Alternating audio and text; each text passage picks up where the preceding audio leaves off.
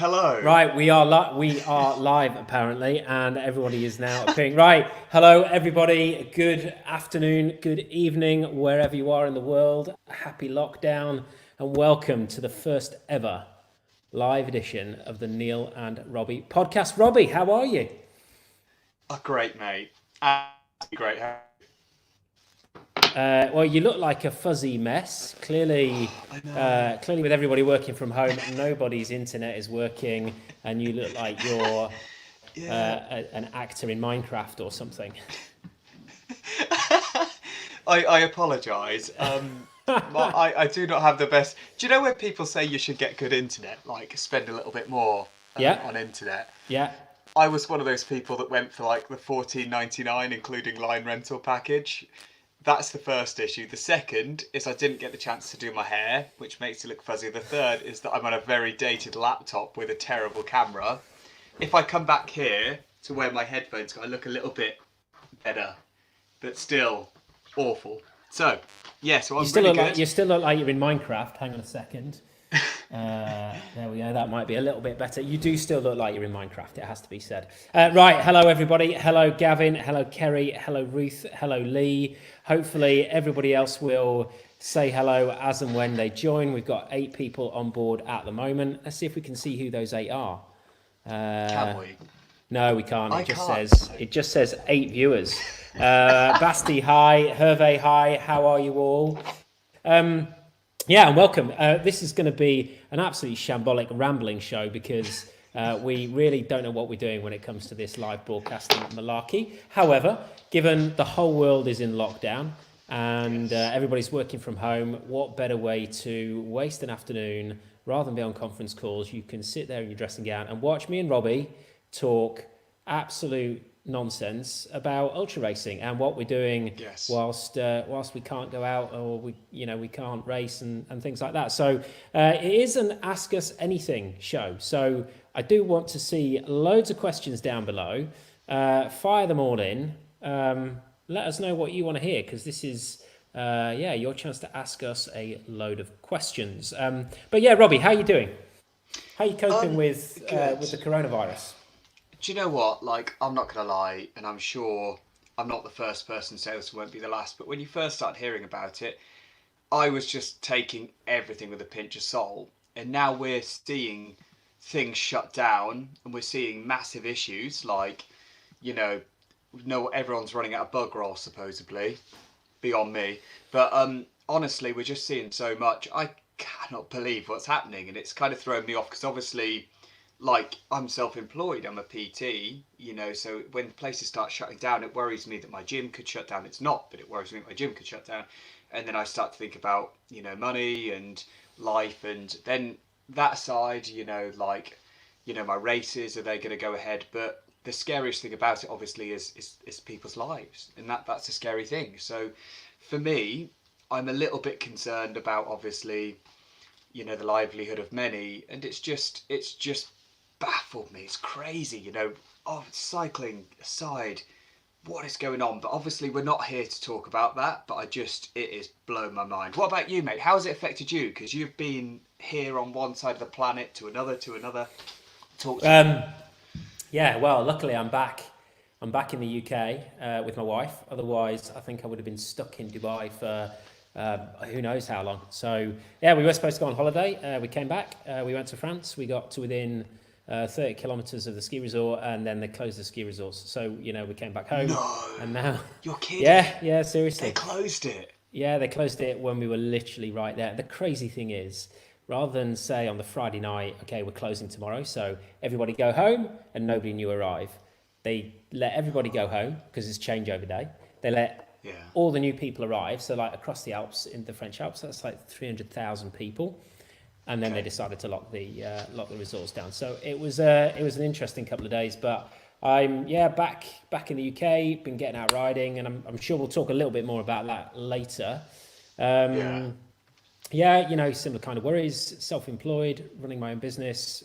Who knows how this is going to affect me, affect us? But there are people in a lot worse situation than us. So Agreed. yeah, And hearts going out to everybody who's suffering at the moment, whether it's kind of medically or whether it's economically. I think the economic impact of this could outweigh the medical impact. Anyway, we do have our first question, which comes in from, I'm assuming that's Gavin, not Huddo. What's the longest you've ever ridden in 24 hours? So I'm not entirely sure because there's times where you'll ride loads, sleep, and do a little bit more. But I think probably the most is 370 miles in the first day in the race around Netherlands. I think if I'm correct, I only spent 37 minutes off the bike, which is in a 24-hour TT, that would be criminal. But you know, when you're ultra racing, the race around Netherlands was probably about 370 miles was the longest. What about you, Neil? Was that on day one? Yeah, that was day one. And As a coach, you probably wouldn't agree with that. no. Everybody has different approaches to these things. What's that in kilometres? I don't really do. I don't. Have you not read the rules? The rules are everything should be in kilometres. Yeah, you're right. Hang on a second. What so did you say? Obviously, that was really flat. That was really flat, but that was 550k maybe. I guess. You say it was 375 miles. How many miles? Do the math. About 370 roughly. 600 kilometres. That's a good effort. Yeah, that was good. But that's how I ended up. It was at that point.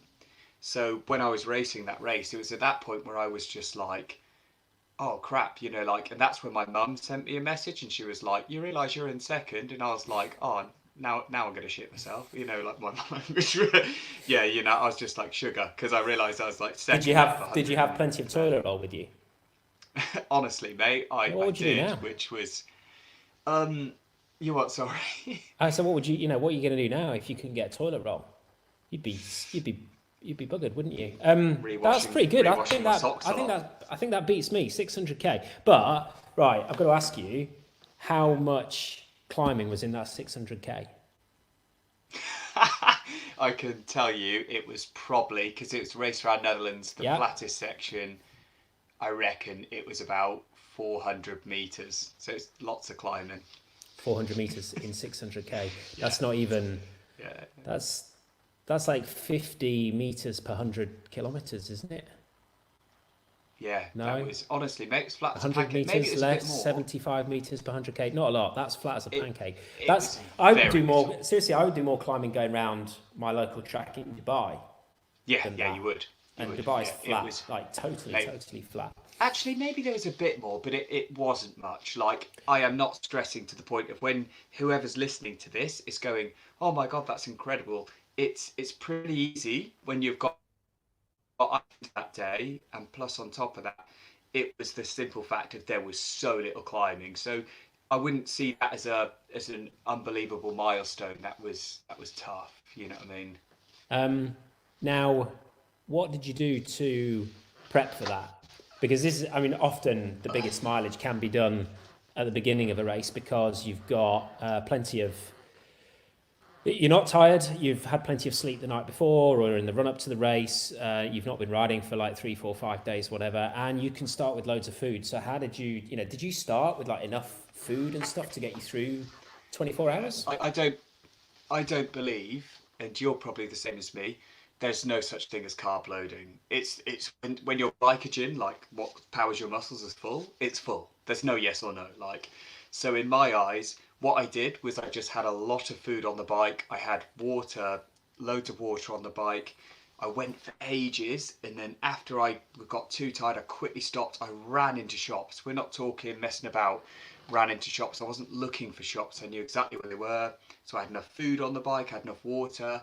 It was all food that I enjoyed. So the right kind of sandwiches, the right kind of thing. So to prep for it, it was a case of I had carb powder. I had loads of sandwiches. I had everything that I wanted to eat. And a really good example, Neil, is Juliana. She always used to say to us, enjoy your first day, take what you want to eat. And that's really important. I would not recommend anyone starting an ultra race without a shed load of food in their pocket that they want to eat. So I had all like Snickers, Mars bars, all the stuff that I know doesn't disagree with me. And when I started racing, I was like, boom, you know what I mean? So I was just ready to go. And as long as I made sure I had enough water, my issue was I probably went in a little bit too quick because after that first day, I did another half day. So I rode, I think it was about 500, 550 miles without sleeping. And I really probably should have stopped a bit earlier, to be honest. But yeah, you prep for what you're doing. So I was everything I wanted to eat. You know what I mean? And that's the best way to start an ultra race. Take what you want. Don't piss about with weird street food if you don't want to eat it. Eat what you can get, like, or, you or know. don't eat like gels for the whole day. Yeah. Yeah, So, well, you know, I got a very similar piece of advice from Juliana, which was take enough food to last you the whole first day, because everybody else is going to yes, yeah, stop. And if you can have all that food with you on the bike, then you get so many. You save so much time in terms of not stopping on that first day. yeah, My longest 24 hours, I think, or my furthest distance was in Oman last year, not this year, where I did about 500 and I think it was like 540 kilometres in 24 hours. Now, was anyone having a sweepstake on how long before Robbie's dog interrupted things? I know. I bet they did. Do you want me to call her up? Yeah, bring her on the show. Come on. Ivy, Ivy, And let's see if we can. puppy. We'll mute Robbie whilst he does that. Yeah, my longest was 540k, something like that, in a man. But it was with 8,000 or 7,000 meters of climbing, so very different to just rattling around a flat road in the Netherlands. So yeah, but again, was fully prepped for that. So I think in the first 12 hours or 13 hours to the top of Jebel Shams, I had enough food to get me through with minimal stopping. Probably stopped for another 2 hours that 24-hour period to take me all the way through. So it looks like Robbie's running off to try and bring the dog up and get the dog to stay quiet. So we will carry on with your questions. I'm going to skip Peter. Peter's question says, hang on, let me see this. Right, so here we go. What sort of weight room exercises do you recommend to make you a more robust cyclist? Maybe your few favourites. I'm going to take Robbie off mute now. Right, Robbie, you're back live. I didn't mute you for a minute there. And I'm just trying to get used to our broadcasting software. So we've got a question from Peter, which you can see there, going, what kind of weight room exercises do you do? I am not a PT. I don't practice weights. I'm not qualified to do weights. I do suggest it's helpful for people, for clients, people I'm coaching with, to maintain strong core strength and stability. So it's a good thing to do. But I always look to Robbie when I have this question. So Robbie, fire. So it's honestly like, I think there's so much bad advice. If you want my honest opinion, so thanks for the question, Peter. But I think there's terrible advice out there by so many PTs, and you get these people that think they understand cycling and they just don't, and they're so far off it, because everyone will say, you talk to any PT and they'll be like, mate, all you need to do is just squats, heavy as you can go, like 3 sets of 8 and all this crap. You need to, in my opinion, the best results I've had, and from what the research I've done, is I would stick to some really simple weight exercises. Like, to be honest, if you've got the machines, that's fantastic. Like, things that I would probably recommend is things like leg presses. Like, squats are great, but honestly, I think if you can be safer and secure on a leg press, I'd do that. Perfect. So that's the first thing. And on top of that, leg curls, leg extensions. But there are just a few exercises I'd really recommend to doing. Things like lunges. They're 4. So leg press, curls, extensions, lunges, pistol squats. You know, then what I would do them in a better fashion of doing them, instead of going, I'm going to do 3 sets of 8, I would concentrate on maybe doing about 3 reps. So 3, 1, 2, 3 of medium weight, and then I'd hold it. So if you're doing a squat, you know, you're going to hold at the bottom for a bit. If you know you're doing an extension where like your leg comes out like so, and you're extending to full. So this is, imagine this is your leg, this is your, you know, your quads at the top, this is probably your leg. Extend out, you give 3 reps, and then you come out to a hold and let that blood flow promote.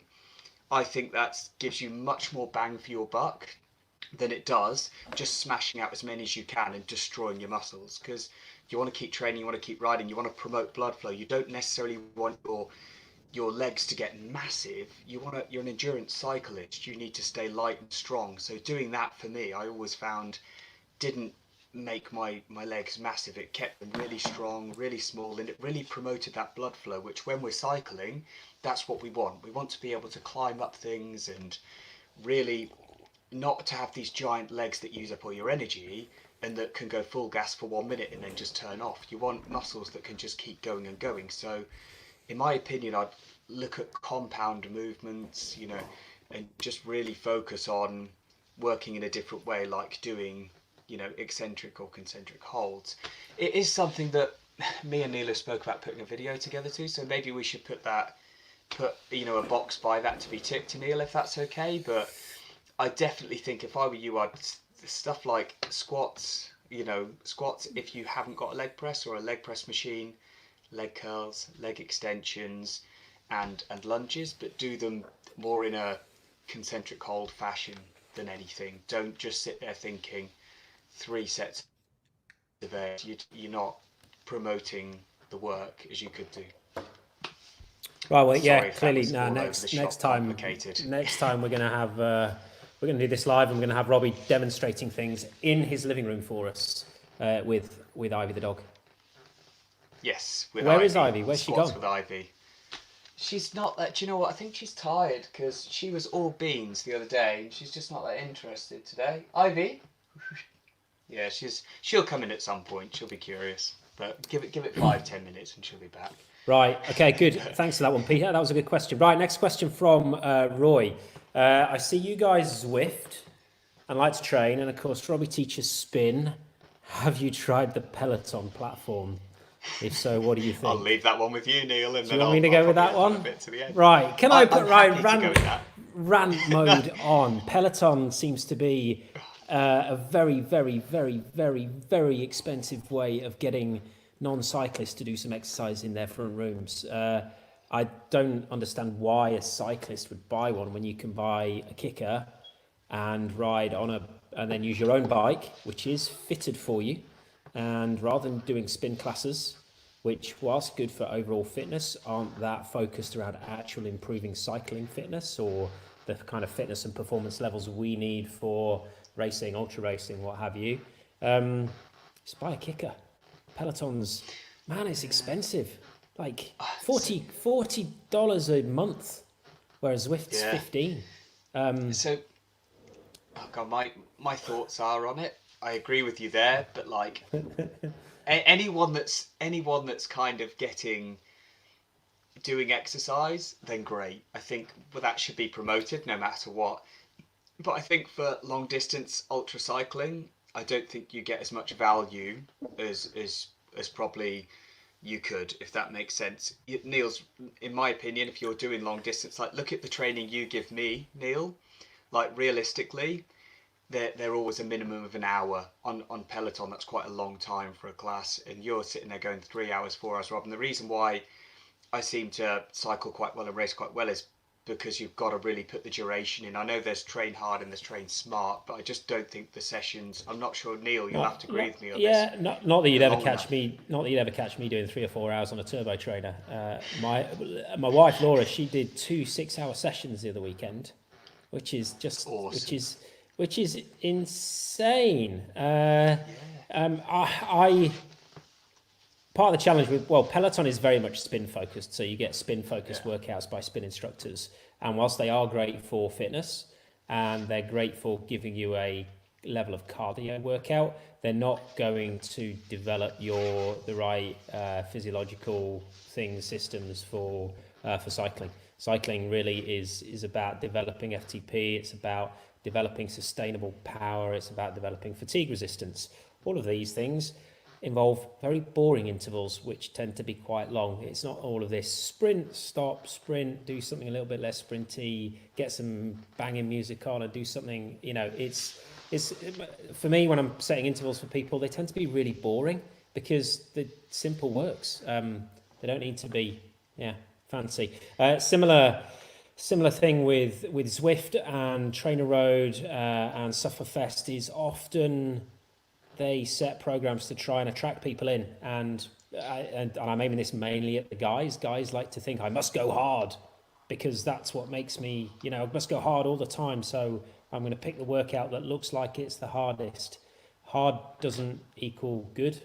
It's about sustaining the right intensity for the right duration. And sometimes that intensity is really, really low and you've got to sustain it for 4 hours. Sometimes it's bigger, but if you're doing a sub-threshold interval, then you want to be looking at, 10, 15, 20, 30-minute intervals, not kind of 2-3 minutes. So But there we go. remember when I first started with you, Neil, though, and I was like, mate, I can do more. And you're like, Rob, I don't want you to do more. I'm like, look, I can hold higher power than that. And you're like, I don't want you to hold higher power than that. But my heart rate can sit high. And you're going, I don't want you to do that. There's I want you to do this. And it's amazing the results I get from listening to you. There's a principle that a lot of coaches across a lot of different sports follow, which is called minimal effective dose. And basically it means we should be doing the absolute minimum to gain the desired adaptation. If you're doing more than that, then you're often not gaining in terms of additional adaptation, but what you are doing is increasing fatigue levels. And we want to try and get the biggest adaptation for the minimum amount of fatigue, especially when we're ultra racing and we're trying to kind of build to very, very, very large volumes of workload. So kind of a little bit veered off topic. Look, I think if Peloton's what you've got, then it gets you on the bike, it gets you riding. But then consider, what am I doing on Peloton? What are the workouts I'm doing? Am I getting the right duration in the right intensity? And if you can find workouts on there, if you can find instructors on there who are much more focused on proper cycling endurance rather than spin classes, then you'll probably do pretty well out of it. Like Peter says, because it's what you can convince, hang on, let me show this, because it's what you can convince your wife to allow in the living room. I'm lucky, I have a very understanding wife who has allowed me to put my turbo trainer in the living room. But a Peloton's $2,500 and $40 a month. You can get a kicker for $1,000, and then Zwift is $15 a month. Now, the advantage there is you're putting your bike on it, which means it's fitted for you, and you get more and more adapted to your own bike, which I think is a good thing. Hence, there we go. Hopefully that answered your question, Roy. Right, Lee. Lee Velo says, do you take any supplements? Now we've probably both got opinions on this, because I'm sure you see a lot of this in the kind of gym PT world. And I certainly get asked these questions a lot as a cycling coach. So I'll let you answer first. So I don't take anything I shouldn't. Like, why would you do that? If you were taking something you shouldn't, I feel as though you'd be, you're not just cheating yourself, you're cheating everyone else. The only supplements I take is, I'm not sure if you can really class it as a supplement, but so whey protein is what I have. So I'm doing a little bit with Named Sport at the minute, which is quite cool. So I have their protein, and supplements I'll take maybe if I'm going out riding, and I'll always have a couple of energy gels on me as a backup, but I will take a couple of energy bars that they do. But honestly, the only thing I'll seem to take is, you read so much about, you need BCAAs, they're fantastic. You need all these amino acids, you need this, turmeric, all this. No, honestly, like, just protein for recovery, because that's probably the toughest thing to get into your diet, because it's very expensive to get in. We don't all sit around eating chicken breasts. So in my opinion, I'll have protein shakes, whey, and when I'm riding, I'll have the gel, some energy bars, but that's the only way I supplement. That's pretty much it. I don't take any multivitamins, nothing special, just protein shakes and the odd energy gel when I just need to get home. And I'm a little bit too tired, or I haven't brought enough food out, something like that. So that's my side of things. About a year ago, I was doing some work on a medical startup, and we were talking with let's just say a very, very well qualified both clinical and research doctor here in the UK. What this guy didn't know about medical research was probably not worth knowing. And he said his view was the supplement industry is basically a big con. It's pharmaceutical companies just finding ways to make money. For example, vitamin C, which we often find in things like Berocca, which we all take when we've got a hangover because we think it's going to make us feel better. Pharmaceutical strength vitamin C is from what I've been told by those in the know, dangerous for you. You know, your body is not designed to process pharmaceutical strengths of anything. There's nothing that you cannot get from food. People might, you know, as a coach, I get a lot of people come to me saying, oh, what should I do for recovery? Should I take this? Should I take that? Recovery is 95% having a really good night's sleep and eating healthy, proper, whole food. So kind of my take on this is I don't take any supplementation. I think if I needed to recover quickly, I would probably take protein if I wasn't able to get that into my diet. But again, you know, it's fairly easy to get protein into your diet from eating. You know, even if you're vegetarian and vegan, there are a lot of ways you can get enough protein in. So generally I don't. The exception to that is caffeine, which I will take frequently on an ultra race, especially during the night, because it works a treat and it's amazing. But other than that, yeah, no, nothing else in terms of supplementation. I know there's a lot of research into things like kind of ketone esters and things like that, and I think, you know, the research on that is still very new and very unknown. You know, clearly, if you're doing shorter races, getting an appropriate mix of different sugars and carbs or complex and simple carbs in can optimize your fueling. I think when it comes to ultra racing, we race really, really slow. So getting fast absorbing sugars in is not our main priority. Our priority is getting enough calories in over the course of a 24, 48 hour period. And that's back to what Robbie was saying earlier. Eat food you want to eat. You know, I'll start with my favorite is a ham and cheese baguette, because baguettes are ideally sized to fit in the pockets of cycling jerseys. So there we go. What do you do? What does everyone here do? Because we've got quite a few kind of experienced ultra racers on here.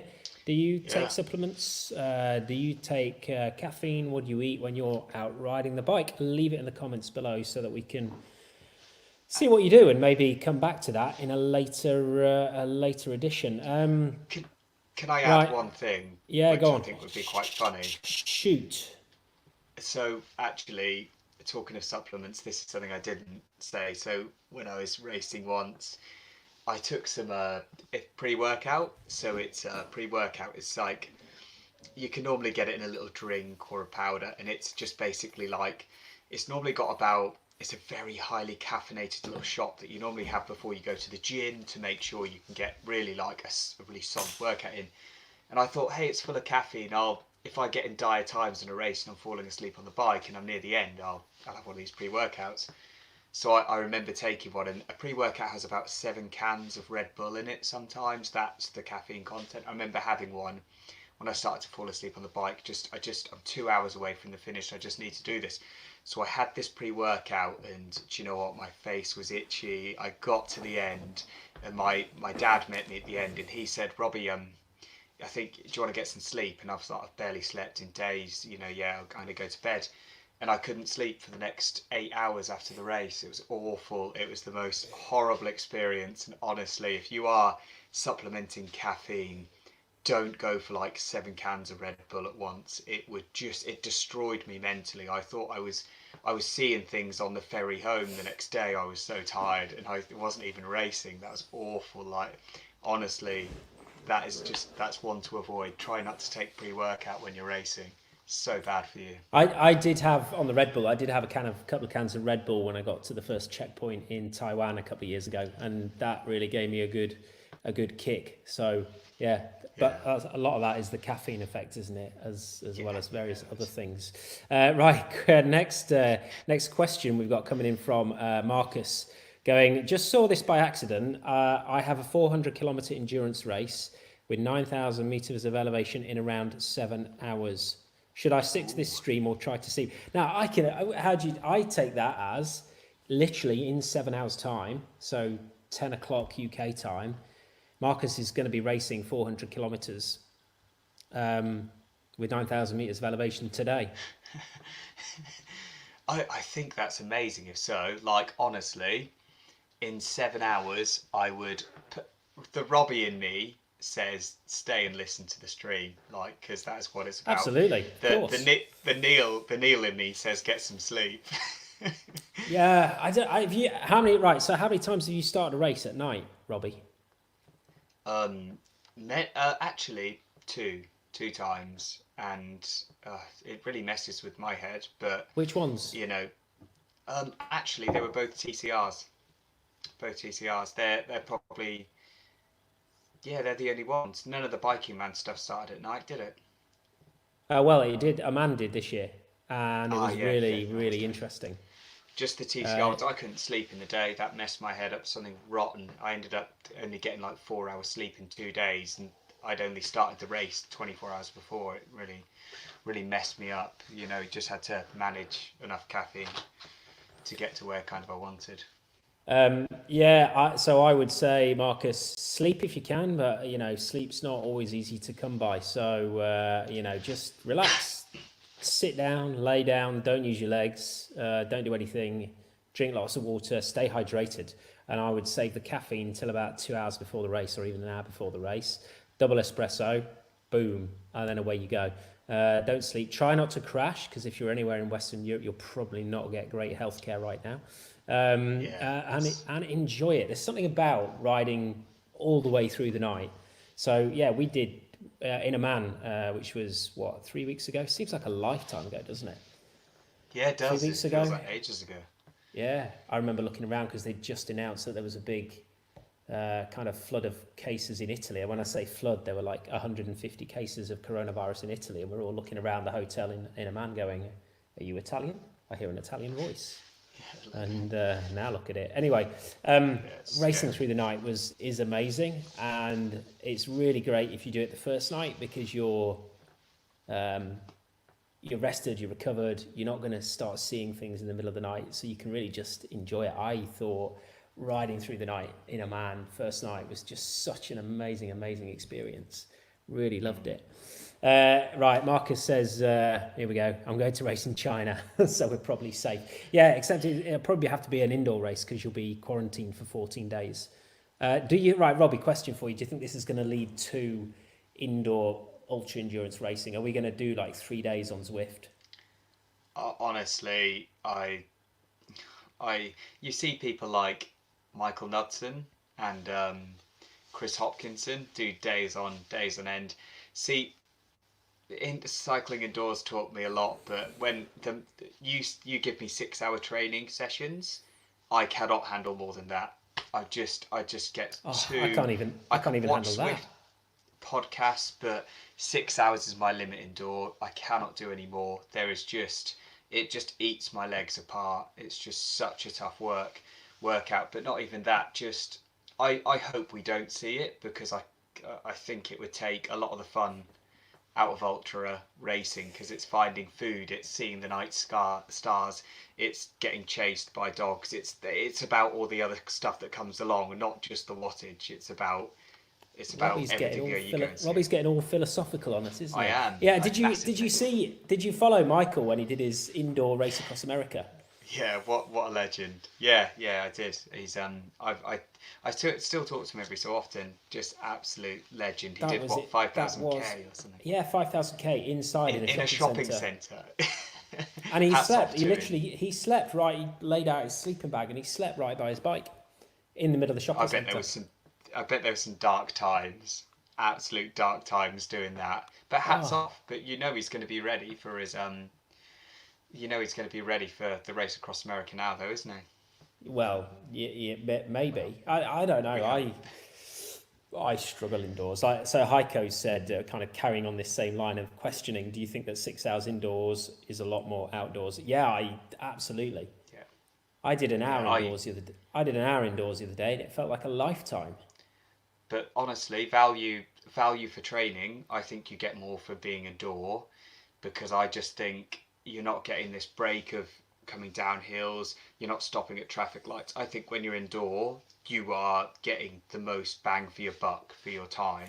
if you Well, ask me. that does depend, Robbie, because so obviously obviously I'm not in Dubai right now, but in Dubai you could ride on the flat, and Yeah, it's I know for a fact that Heiko's in the Netherlands because he's one of my clients, and he gets to ride on the flat all the time, and you can get a really good quality workout if you're on the flat and on cycle tracks, yeah, but. And the reason is because you just don't get any break at all. yeah. But yeah, in general, I can't do inside at all. Kerry says I can't do 60 seconds on Zwift. That's a fifth of the warm up. No comment, Kerry. No comment. I'm not going to say a word. However, just quickly, whilst we're continuing this, but your position is a lot different on a trainer. Well, I don't. I'm going to disagree with that. I use the same bike inside outside. I have 3 bikes and they're all set up in identical positions. So on the Actually, trainer outside, it's all the same position, which I think is really important. can I actually? I think like I see where Peter's coming from. When I'm in my indoor trainer, I will 98% of the time be sitting down. When I'm outside, I tend to make the effort to stand a lot more and climb that way instead. And maybe that's just because I like the rhythm and the flow. I don't know, but I tend to cycle a little bit differently outdoor than indoor. I don't know why. Not sure. There we go. Oh, Right, sorry. Yeah, I'm back. Right. Next does that make question coming sense? in. Yeah, no, that makes sense. That does make sense. Right, next question coming in from Ruth, which I think is directed to me. Now you're in the UK, Neil. How will that affect your training? What adaptations to your plan will you need to make? Well, yeah, first of all, I'm glad I'm back in the UK because I'm actually in the same country as my wife, which is nice given that we're in global lockdown. It's And me, and yeah. Robbie, yeah. So hopefully I'll ride up to King's Lynn Kings, soon and come and see you. We'll Kingsley, do the next do one, it. and we'll be in the same room. You'll all notice we are observing appropriate social isolation here. Um, Yeah. I think like one of the main difficulties is so for those listening who don't know, Ruth lives in Dubai, as do I normally. Dubai is an amazing place to train because the facilities we have are fantastic. You get super flat, dedicated cycle tracks in the desert. You can ride for 6 hours without needing to stop. So the quality of training is amazing. So I think first and foremost, I coming back into the UK, I don't get that same level of quality that I get out of there. I think the 2 biggest challenges are it's really easy to ride in Dubai because you just get on your bike and ride and you don't need to worry about is it going to rain, is it going to be cold, is it whatever. You just put on your shirts and your jersey and your shorts and off you go. Got to contend with the weather back here. I think the biggest challenge though is, and this is I think something everybody is going to go through in the next couple of months, it's how do we deal with our motivation levels because races are going to get cancelled, things that we've been looking forward to may not happen, things that we were looking forward to have already been cancelled. So I was really looking forward to the Dirty River up in Northumberland. That's been cancelled stroke postponed. I know that there's some people getting ready for Biking Man Corsica. It's highly unlikely that that's going to go ahead, although there's been no announcement yet. I think when we look further ahead to the summer, I don't know. Who knows what's going to happen? I think we'll know more in the next 3 weeks and see how things are progressing. But there's a high chance that TCR this year is going to be cancelled. So, what do you then do to motivate yourself to get on the bike? And I think it's a chance to just focus on what you enjoy about cycling. And for different people, that can be different things that they really enjoy doing about cycling. Some people enjoy pushing themselves super hard. They can kind of focus inside, focus on intensity, focus on threshold. For others, it can be make the most of the roads being really quiet, get out, do some nice solo riding. So I think, look to connect with what you love about cycling and make that kind of key to what you're doing. But it's difficult because, you know, what I've seen over the last 2 years, or actually probably for me the last 6 years of training, is training builds year on year. You don't get as good as you're going to get in a year. You build every year as you do more and more miles. You get better and better adapted to endurance riding. You know, for me, this is now going into my 3rd year of ultra racing, where I'm likely to do another 20,000 kilometres, and that builds on the 40,000 kilometres I've done in the last 2 years. And you always build year on year. So I don't want to let that go and just do kind of 6,000 or 7,000 here. I want to hit that 20,000k, build that fitness, build that adaptation, and see where that can take me next year, when hopefully we're back to a full program and coronavirus is poured down the sink, as it were.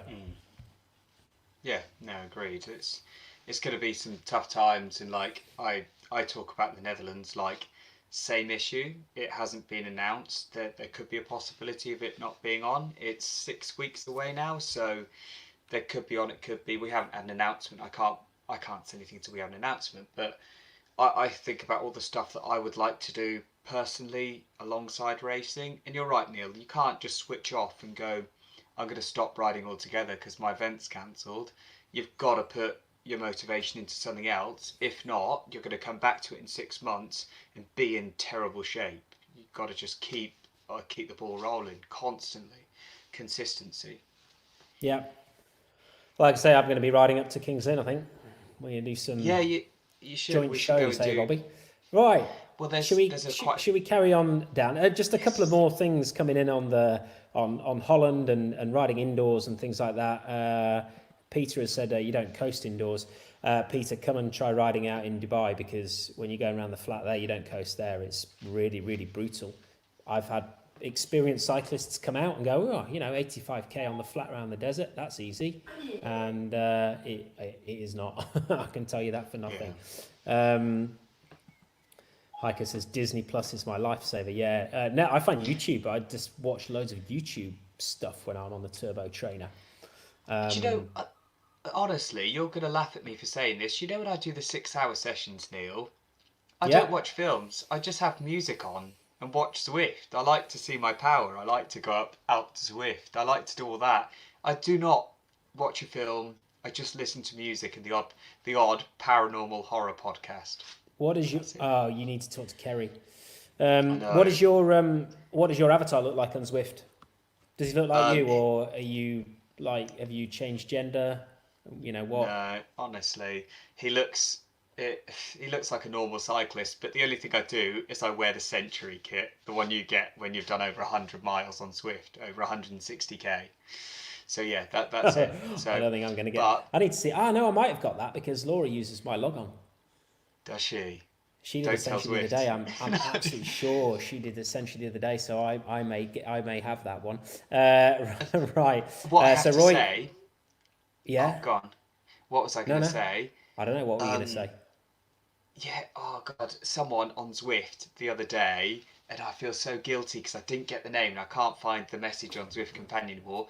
Said, Robbie, the last podcast you Neil did was amazing, and this was someone riding alongside me in Zwift, and I was like, oh hi, you know what I mean? I didn't have my phone near me. My phone was on the table where my laptop was, and Neil was making me do a power session, so like 55 minutes flat out, and I wasn't able to reply back. So if there's a chance that you come past and see this, I wasn't being rude. I genuinely thought that was so cool that I saw someone on Zwift who listens to the podcast. I think he was being rude. Robbie's always often like that. Right. Right. So Roy, after asking the question about Peloton, says he's off to go and get his money's worth. Yes. To some 80s music. Right. Here's that, continuing with the indoor versus outdoor. Peter says, when I do indoors or winter, my first spring rides at the same time hurt my core, arms, and upper body a lot more. Absolutely, I think that's the one thing. I mean, people who ride inside all the time, you lose the ability to. Balance is something you train, so you lose. Your balance decreases, your core strength decreases. That's why I ride outside all the time. Get out, ride your bike. Right, hang on. Where are we? I've skipped a few questions. Yeah, we've actually had quite a few come in, which has been Yeah, right. awesome. I wanna get to this one because this is a really interesting one from Kerry, who says, "Do you both still get any post-race depression or post-race lows?" I remember Neil and Renette telling us about it after the first Oman race. Robbie, do you still So get post-race yeah, traumatic stress? every time, every time. The worst one being the Netherlands one wasn't too bad because I feel as though I went there and had a really good race, and that was probably my last proper race where I was really happy. I got to the end and all that kind of thing, and finished ninth, which was cool. But the worst one I think I've ever had was after Peru. Actually, Neil, like it was not an easy race. We were there. As you know, before we went, I was shitting it. Like, mind my language. I was so worried about like going the dogs, the food, getting ill, the tires, everything. It was horrible. And I did the race and I passed you, like saw you on it, and I had this. Although it was a tough race and it's probably something I wouldn't sign up to anytime soon, getting to the end, I was so chuffed. We had a couple of days in Trujillo, was it? In Trujillo. Peru anyway. I knew Trujillo, we that's had it. to get onto a complex name for Robbie to pronounce Yes, sooner or later. yes. Trujillo. And Trujillo, I was Robbie. okay. And then after the flight home, which was maybe 30, it was altogether travel time was about 20 or 30 hours. It was silly. And I went home and I had a day of where I'm just going to go to bed, and I had 2 or 3 weeks of just feeling so depressed because you came away from the most incredible views, the most I dug so deeper than I ever had done in my life, and then you come away and you're just back to this normality again. And I had 3 weeks of just feeling like all I wanted to do was go into work and come home and go back to bed. I'm not going to lie, but I was regurgitating old pictures I'd taken just to keep things rolling on, like keep my Instagram going, when actually I was just super low the whole time. And my mum said, my mum eventually, because I was living with my mother back then, said, Robbie, are you okay? You seem really depressed and you have been for weeks. And that was, I still suffer now, but I just know how to deal with it a little bit better because there's at that point there wasn't as much exciting stuff going on in my personal life. The racing was everything, and now I've got Bryony, I've got my dog, I've got all this exciting stuff with work, so it doesn't really affect me half as much. But back in the day when racing was just everything to me, then that really messed me up, if I'm brutally honest. But now it's okay. You still get low, but just nowhere near as bad as I used And to. there's still no sign of Ivy? I don't know where the dog is. Where is she? Ivy. Ivy. Yeah, carry on, Neil. Sorry. Have I? So I think there's kind of different parts to it. Like sometimes you get back and it has been such an incredible experience. You really struggle to. You do really struggle to come to terms with it. I think certainly my first one after Oman really struggled to kind of to come to terms with that one. Peru again was really, really difficult because, as you say, you put so much into it. I think TCR was a bit different because of everything that happened with me on TCR, and I had that kind of break in the middle. And although I was riding hard at the end, I wasn't pushing super long days, and so that wasn't too bad. I find that sometimes the problem now is just struggling to get back into riding.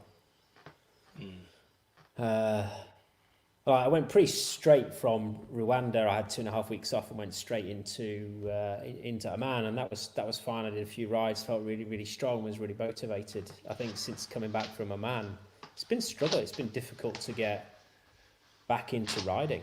I was ill for a while, and with everything that's going on at the moment, when you're ill now, you're just like, well, I'm going to stay in bed and not put my immune system under any more pressure than I need to. And now I'm in the UK and it's cold and windy and horrible, which isn't conducive to getting out on the bike.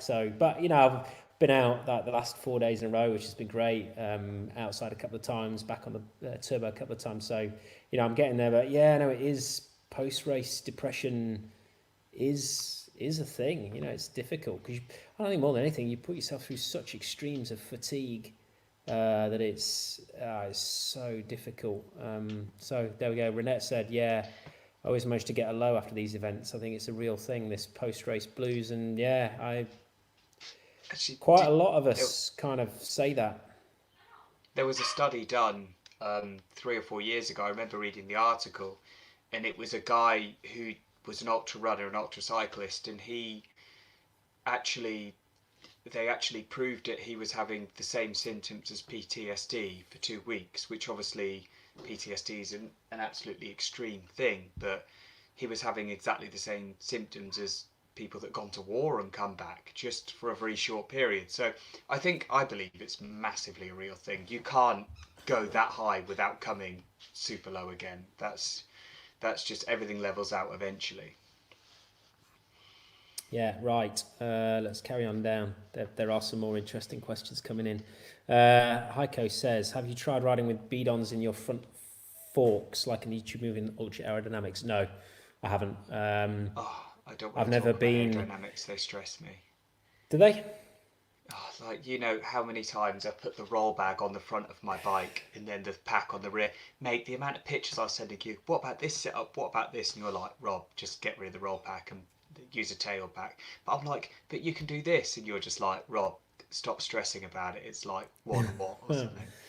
I've never been in a situation where I needed to carry that much water. I think depends on the race. If you're looking at something like Silk Road or Atlas Mountain Race where you are long distances between points of resupply, then you would probably need to look at things like that. But even in Peru, you were never more than 2 hours away from somewhere you could get water. So it's never been an issue. So I've not needed to look at it, and I don't think any of my forks will take water bottles on the front. But never mind.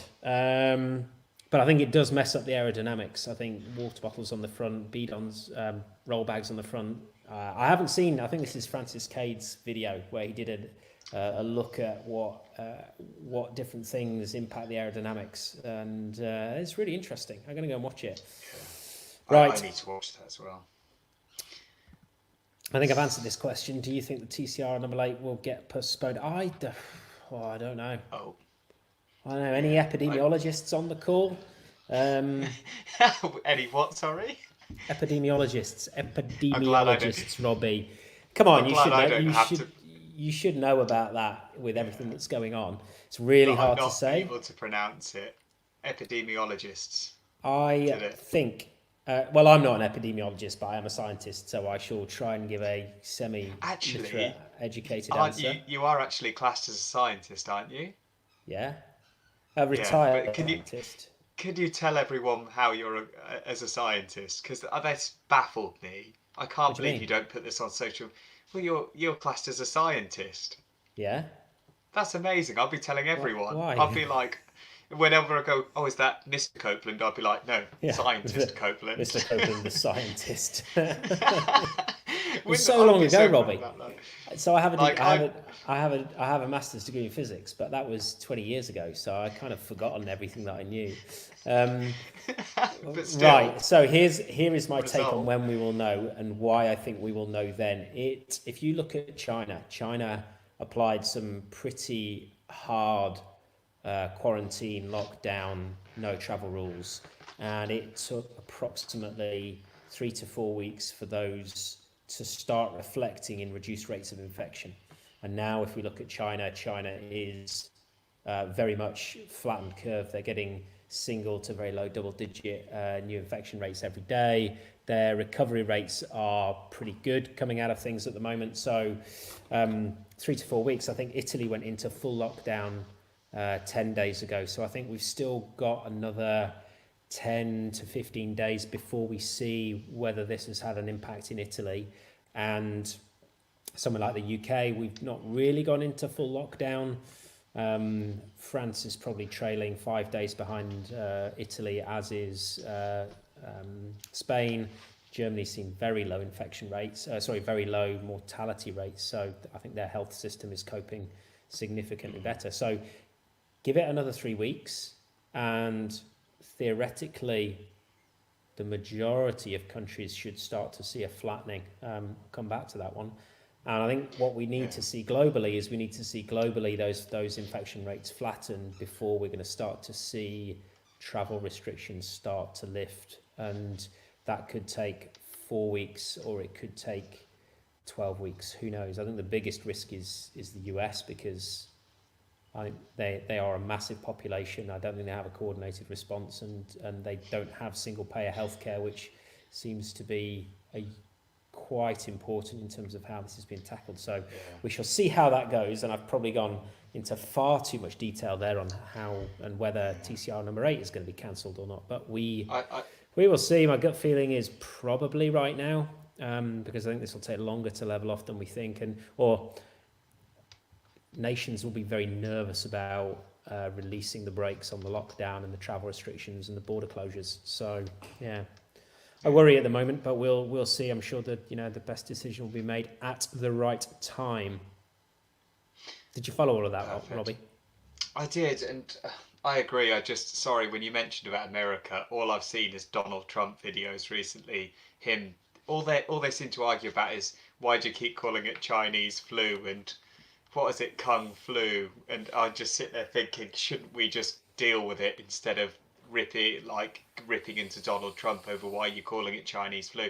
It just, I'm not going to have any political stance on Boris Johnson, Donald Trump. I just don't talk politically because I don't have the facts. But if you let's just all just put our thinking caps on and just deal with this ASAP, because it's not going to go away bickering with I'm not going to say anything. I'm not going to say anything. So right, Marcus, who was in earlier, is actually in China. So he's going to do some bikepacking there. I don't think we might not be allowed in China for a while, but hopefully China will be the first out of this, and China's got a head start because they're 2 months ahead of everybody else, and I think their economic engine will be ramping back up to full speed. That for me is the biggest challenge, is the economic impact. Simon, welcome, Simon. I believe this is Simon, who is the race organizer for the race around Rwanda. Great to have you listening in, Simon. With both my intermediate targets for TCR cancelled, some ideas for targets I can set myself at Rwandan hills available. Hopefully most people on here listen to both of the Rwanda episodes. Rwanda is the most incredible place to ride your bike. Go ride your bike in Rwanda. Simon, you could just go and try and beat Ultan's time for the Rwanda course. There's your target. That's a great intermediate target. Or just go out for 10 hours in Everest. Either way. Yeah, do that. Everest up the volcano hills, or up the hill out of Lake Kivu. And for all the rest of you, go and ride in Rwanda, because it's amazing. So there's a follow-on question which says, are you setting yourself some new targets? Robbie, are you going to set yourself some new targets if Race Around Rwanda's cancelled? Or are you just still working on the fact that it's not going to be? Honestly, I already have pretty much things I want to do, and one thing I want to do is I don't think I've ever Everested. I can't remember if I did on Corsica, but I want to Everest in 24 hours. That's one thing that I don't think I've ever done. And honestly, I spoke to you about this a while ago. I'll probably bring this forward because there's chances the race is being cancelled, but I would like to see. You remember Tommy Godwin, the guy that rode the most ridiculous distance in a year, so there's a week record, and there's so few records about this because it's not officiated by Guinness, but supposedly it is now. So the record for the most miles cycled in a single week is Tommy Godwin said, I'm using said here because there wasn't trackers in his day, it was 1943 he did this or something like that, was 300 miles a day, 296, and then someone's come across now and said, I've done 270 a day, and I've got the Guinness record for this.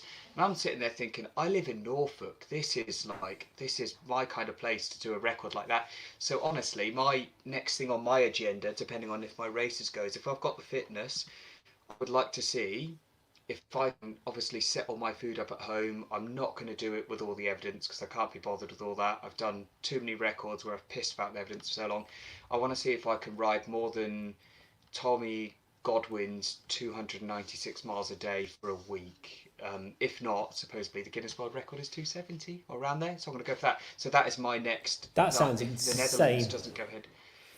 But I live in the perfect place for it. You've got wind shelter, you've got flatlands.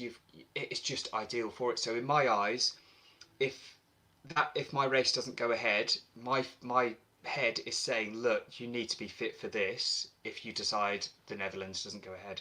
So that's my thoughts, but that's something I've wanted to do for a long time, and it fits in with my work. So why the hell not? I live in the perfect place for it, and I know every single scrap of road round here. I can get back to my house to get food quickly. I feel I'm at a level where that would challenge me, massively challenge me. But I think there's a possibility of actually getting around 300 a day for a week, or failing that, more than 270 a day for a week. But it's just going to depend on weather, everything. There'll be so many governing factors. That's my plan. What about you, Nick? Cool. Just quickly, I'm going to say thank you to Marcus for the questions. He's going to go and race. So go and lie down, Marcus. Marcus. Thank you for that. I don't know.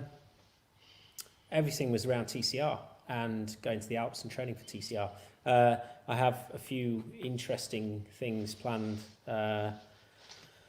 for later, for kind of my May time. So we'll see whether the travel restrictions get lifted. So I don't know. I'm just going to try and train lots, ride lots, try and do lots of bike packing, try and do lots of bivvying out, get much more used to doing things like that. Maybe do some Audaxes when they start happening again here in the UK.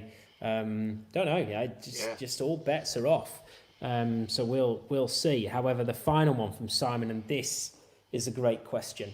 Yves Lampert and Tim de Klerk, pro cyclists, were playing Age of Empires 2 on Twitch earlier today. When are we going to see you two battling it out? Which game? Now, the only issue here, Robbie, is that my PlayStation is in Dubai. Yeah. So I need someone to lend me a PlayStation. You pick the game, Robbie. What are we going to play? So, do you know what? I don't know. I'm an Xbox man. Okay, someone lend me an Xbox. If someone can lend me an Xbox, I'll take you on. I've been obsessed with stuff like Borderlands, Call of Duty. That was my era.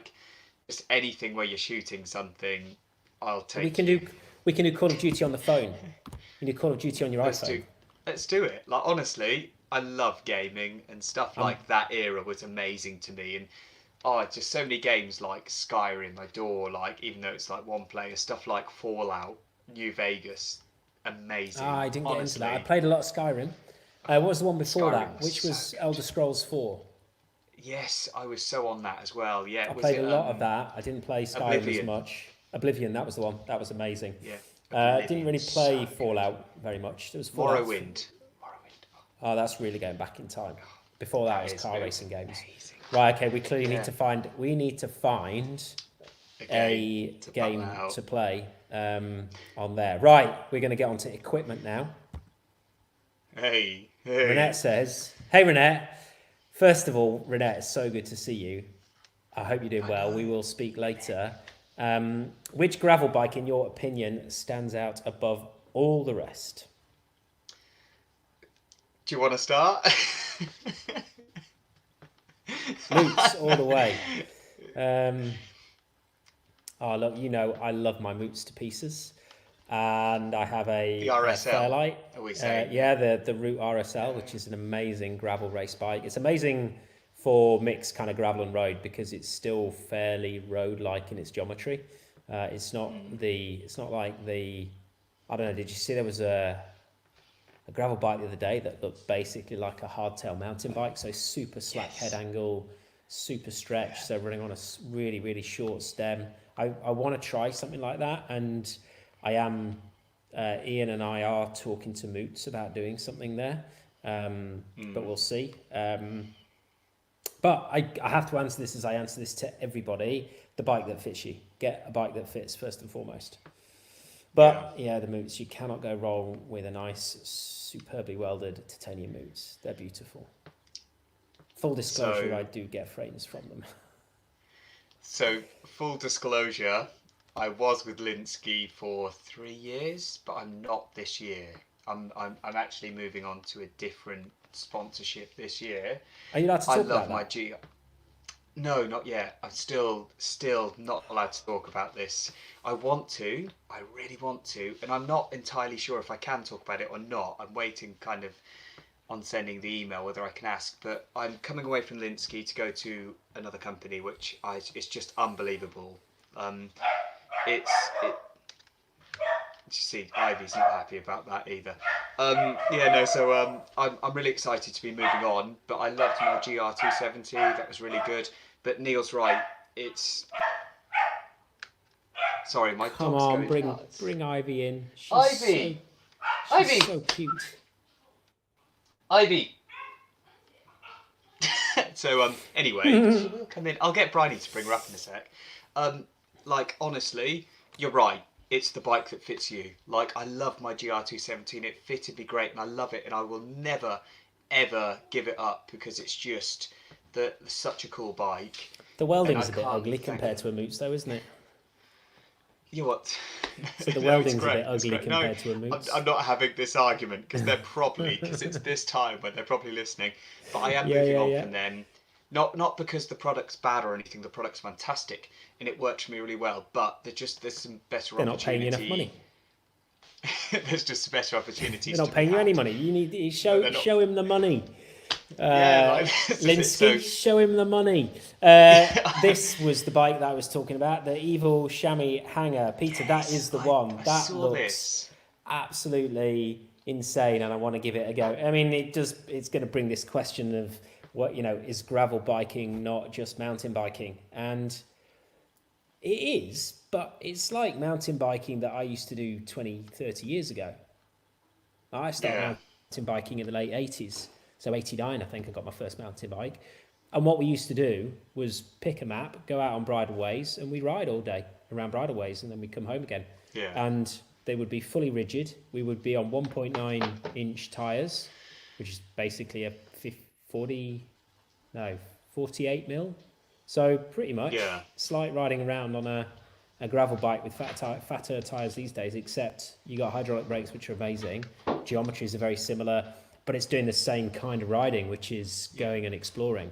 Like mountain bikes these days, especially if you get like a fully suspended enduro rig, you have to take that to an insanely difficult place to just to get it anywhere near its limit. So that's a bit crazy. Whereas gravel riding, you can ride off road, you can ride on road, you can go anywhere. But yeah, I wanted this evil chamois hanger looks really insane, and I definitely want to give it a go. So if they're listening and they want to lend me one to do a test on, we'll do a test and then report back on the podcast or even on the live show. 45C is about 1.9-ish, something like that. I was looking at I have a guest. Oh, come on, hang on. Ivy. Here we go. Come here. Actually, 1 second. Hold there. Just. He's hopeless, isn't he? Hey. Have you seen that video of the newsreader where his kids come into the room? Yeah. Let me put him on mute so we don't hear him kind of talking to Ivy. Yeah, no, I really want to try that one out. And yeah, Gavin, 45C. I think I was looking at 48C Gravel King slicks for some 650B wheels, which I'm getting in, which I'm really, really excited about. And I like this idea. Go and collect all of the top 100 climbs in my area. I'm in the south of the country at the moment, so kind of not too far from Gatwick. So there are quite a few short, steep climbs which I can go and have a crack at. Is Robbie back? Let's have a look. You back, Robbie? I am back. Sorry, she's been for a while, and now she's gone. Ivy, come here. Yeah. Okay, ready? Hold it. We have a puppy. Ivy, say hello. Ivy, do you want to say hi to people? Yes? Oh, she's got the microphone. This is not good. Come on. Anyway, that's awesome. I me. can't do that. There's no dog Even though around. she's- I can't bring a dog No, around no. into the picture, so I've definitely failed there. Right, let's see. Right, David says, "Hi, David. How are you? Couple of beers the night before a training ride. Big effect on performance."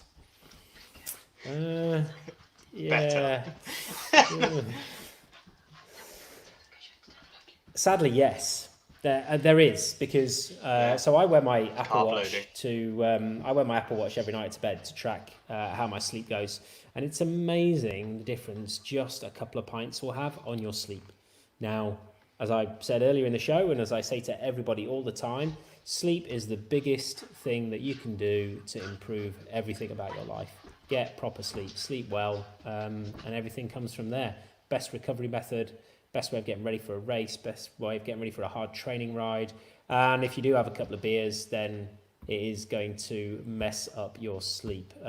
However, I did read a bit of advice once that said never change your habits the day before a big training ride or a big race. So if you're used to having a couple of beers, you should still have a couple of beers, because otherwise you'd mess up your routine. So David, when I'm back in Dubai, we'll have that Saturday night round yours again. What about you, Robbie? I'd have to say, there's nothing better than a couple of beers to kind of get you ready for a big race. I don't, apart from when I'm going to a race with you and after the race, I'll probably get pissed like 3 times a year, and normally it's after a race. I just don't drink, and even Bryony laughs at me because I barely ever drink, but when I do, I'll drink like a whole bottle of gin. You know what I mean? I'm terrible, but I just don't drink. Like, I'd rather eat, instead of the calories from having a couple of gin and tonics, I'd rather smash a box of ice lollies, to be brutally honest. Like, I know I sound like a 12-year-old there, but it's true. You know what I mean? I'm more interested in food than drink. You know what I mean? I hate waking up with hangovers. Yeah, So I hate won't it. do I can't do it now. I hate waking up and realising you just can't get back to sleep again, and how much it messes up your sleep. Terrible dry mouth, and I don't sleep the next night. That's Gavin my says issue. he drinks on beers are rides, lots of calories, isotonic. So, alcohol-free Erdinger is sold as a recovery drink in Germany, which I think is excellent. Is it really? Yeah. Tastes really good as well. Nice. Really, really good. Right, let's have a quick look. I know we've been prattling on for like an hour and 10 minutes. I just saw a question which we have to talk about. This one? Because, yeah, that one. That is Right, exactly so the one. Peter, one last question. GRX or Dura-Ace Ultegra, what's more comfy? Any big difference? Right, let me talk about... Can I start? Go on, then. No. You start. That's right, because I just want to say how much I enjoy the GRX shifters compared to the Dura-Aces are great, the Ultegras are great, but that flat top with the little grips on the GRX shifters that's a game changer for me, hugely. So I think in terms of the key differences construction-wise, then Ultegra and Dura-Ace both have carbon levers. Dura-Ace has titanium clamps and internals versus Ultegra and GRX have steel clamps. GRX has aluminium levers rather than the carbon of Ultegra or Dura-Ace. So, overall, Dura-Ace is lighter, and it's actually quite a bit. I think it's like 150 grams difference, which is fairly significant on something as small as a shifter brake combo. The calipers are all the same, I think. There's no difference in the calipers. So it just comes down to what fits your hand the best. Now, obviously, GRX has got the servo wave, which basically changes the rate at which it pumps the fluid. So it's got quick travel when you start compressing the lever, so the pads can sit a long way away from the rotors, and then they'll move quickly to start with, and then when they get closer they'll move slowly, so you can apply more force and more modulation. I've tried both, I've used both, I have both. For me, Dura-Ace fits my hands better because I've got little girls' hands or little hands. So have I. So I just find the Dura-Race ones just fit that little bit better. The GRX ones are nice, and I do like the big flat, the flat braking surface can be good when you're, or the flat lever's good when you're rattling around off-road. And I like the way it kind of scoops up at the end, so you do feel a little bit more solid. But overall on my ultra race bikes, I prefer the Dura-Race shifters. I have some Dura shifters here, but I can't get them into the screen of there. My training bike is here. Yeah, there's some Dura shifters there. But yeah, no, agreed. So Kai says, yeah, this is a good one. And Kai says, aluminium handles on long descents in cold weather. Absolutely. If wet hands, you'll stick to them. Your gloves might stick to them. Carbon doesn't get cold, which is nice. That's why I have carbon arms on my aero bars, because I didn't want to stick to them when I was in Peru. That was cold. And then continuing on the GRX theme, Gavin says, I don't really get what the point in GRX is. I think they really missed the boat with that group set. The lack of big cassette compatibility as stock or officially. Also 170mm shortest cranks. So I think I partly agree, partly disagree. I think some of it's really good. Like the GRX rear mech is a really nice bit of kit. Robbie, your dog's making noise again. She's been a bit. I think the GRX rear mech is a really, really nice bit of kit. I think I agree on the gearing. I think both Shimano and SRAM have completely messed up their recent releases, because Shimano GRX didn't go to a 10 on the front, like 10 to, sorry, not on the front, on the smallest cog for a 1x setup. If they'd have done a 10 to 42, that would have been awesome, or a 10 to 40, that would have been awesome. Similarly, SRAM, you can either go 10 to 33 or 10 to 50. So it's really difficult to create a good 1x road setup. And I actually think Shimano is probably the best 1x road setup at the moment, which is what I ride. I'm not going to get into 1x versus 2x because 1x is clearly the best. Honestly, my opinion. So I've been riding Ultegra 2x 30, so 50-34 with a 34 on the rear for a long, long time. And I recently got the GRX, which is the 42-42. So 42 on the front, 42 on the rear. Niel has been riding a 1x for probably the last couple of years, and he's just had so much success on it.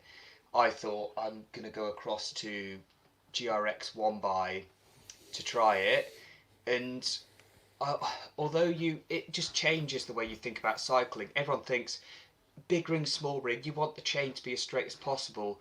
It's just so simple. It's lighter, it's easier to use. I'm going to do a whole year this year racing on 1x GRX, and I already feel with the longer rides I'm doing at the minute, I'm preferring a 1x. The shifters feel nicer. It's just, there's no front derailleur, there's no messing about there.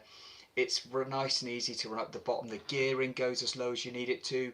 If you need more gearing than 4211, then you're going down to big mountains. In an ultra race, you don't need high gears. You need the low range. And although you've only got 11 points of contact instead of 22, because you've got the combination with the front, I want to do a year on a 1x because I'm a believer in what Niel's saying. Are you going to start singing a song? Well, no, yeah, but I'm just a bit more of a believer in it now. I think it's amazing. It's amazing. But this the really important point here from Gavin is 170mm shortest cranks. It's Shimano. What are you doing? We've said this before. It's daft. Not everybody's it'll that come long. in time. I'm sure it'll be here in time. 165 and 160. And for that reason, I wouldn't go to. I wouldn't run GRX cranks. I will stick to my rotor cranks. But to answer this question, Peter, yes, you can. I'm running an Ultegra, just a standard Ultegra rear mech on my Fairlight, thanks to the issues I had in Austria in the summer. And it runs with a 40 and it runs with a 42. No need for a wolf's tooth. It's all absolutely fine. And you can pretty much run a 10 tooth on a Shimano. Yeah, I know. I haven't switched to a XD drive rear cassette yet. You need to do an XD drive or a micro spline, and I haven't done that yet because I can't get one for my hubs. Don't know why. Yeah. Sure, I could get one from somewhere. Yeah, that is true. That is Anyway, true. there we go. Yeah. It's Right. sorry, I'm just kind of catching up on. We are out of questions, I think. I'm just looking through. Loads of questions. Thank you, everybody. Really, really good. Any more questions before we got anything? we say goodbye? Am I sponsored by Von Dutch yet? No. Have I tried for 3 years? Yes. How many emails have I sent? 17. Many emails. Many. Right. Is it going anywhere? No. So can we finish this without the cap on? I need another cup of tea. Yeah, but then your hair's everywhere now, Robbie. Right, I'm going to say thank you, everybody. Yes. One last question. Sorry, Peter. I bought a gravel. No, not that. What would be the preferred gearing for ultra riding? As low as possible. Absolutely, as low as possible. Low as possible, yeah. No doubt about it. I ran 38 front and 42 rear in a man, and it was amazing. Yannick. Nobody ever came at finishing an ultra race saying, I would have done so much better if I'd have had harder gearing. Everybody comes back and says, that would have been so much nicer if I'd had a few gears easier. Yannick, yes. What bike did you buy? What did you buy? Yeah, what did you buy, Yannick? Gravel bikes are amazing. They shouldn't be called gravel bikes. They should be everything bikes. That's much better. What's your mechanical disc brake choice, Robbie? If I ever see Robbie with mechanical disc brakes again, I'm going to throw his bike in the bin. I have recently, so I've come away from mechanical, and when I went over to GRX, I went to hydraulic, which I know last year I was like, you got to be mechanical. You didn't go electronic though, did you? Did you go DI2? No, I decided I went mechanical. Like, I feel, Neil, you need to give me time to come across to the better stuff. So I was mechanical. I wouldn't mind, but you're sponsored by Shimano. You don't even pay for it. No, I am not. I was like, could you ask them for DI2 and give it to me instead? I wish. I do quite a bit with Shimano, which is nice. But I'm very, you know this, Neil, and you rip me constantly. I'm very old school. Even if I got off like with DI2, if I have the choice, I just prefer mechanical. It's simpler, it's easier. I love the feel of shifting gears. Honestly, I am throughout mechanical. That's just my thing. And I hate to say it, it took you a year to get me onto hydraulic brakes. Give me another year to get to DI2. That's all He's using clips and straps still. He's not even switched to clipless pedals. I have. I'm using. So I mean, look, Yannick with his new gravel bike says 38mm tires are so smooth compared to 25. Robbie's so old school, he's still on 25mm tires. Does anybody who still rides 25mm tires? I don't know. Anybody? If so, what are you doing? 38mm, 35, the best to do. So much faster. Do you know what I'm racing? My new bike currently. It's a Rally Dynatech. It's a Rally Dynatech, which I'm going to be racing from now on. Okay, so everyone's coming back going, I do. We did miss a question earlier. Which I understand. If your bike won't take more than 25, fair enough, I understand. But for everybody else, come on, what are you doing? Did you 35mm are just amazing. And they're no slower. They're going to be no slower. It's a myth that narrow tyres are faster. It's an absolute myth. Wider tyres have a different shape to the contact patch, which leads to lowering rolling resistance, different angles of incidence with the negative space in the tarmac, and I could go on and on and on. The only difference is going to be aerodynamics. But modern disc braked rims are being designed for wider and wider tyres and optimised for the aerodynamics on wider and wider tyres. Jason, 25 and miss 23. 23mm tyres, my word. They should be in a museum. Seriously. Even when you see when you see somebody turn up to an ultra race on 28mm tyres these days, you look at them as if to say, what are you doing? That's crazy. 35mm for the win. Always. Can I just bring? We missed a really good question earlier. At 3:34 p.m. Obviously. Hang on.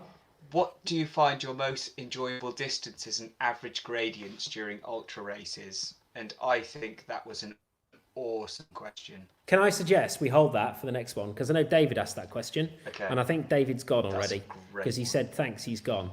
And he'll see me back in Dubai if they ever let me back in, which they might not do at the moment, depending on the spread of coronavirus. And we've been rambling for an hour and a half. So this is what we normally do on a podcast, and then I have to go and edit it over the course of many, many hours. So can't we do an ultra live? Like when I talk ultra, not an hour, like a 12-hour live stream. Ultra live, ultra cycling live. Yeah, we could do. Yeah, ultra. It'd be like it'd be like those 24-hour radio broadcasts for children in need or something. I would, yeah, What do you actually, reckon? we should do that. Cyclists in Need, we could call it. Yeah, like you and me. Well, we are.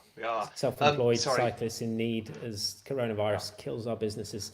Anyway, We enough currently, of that. we have no Thank businesses you. anymore. Thank you all for listening. And if you enjoyed this, let us know in the comments. If you think this was worthwhile, let us know in the comments. Did you find this more interesting than the normal podcast, being able to see us?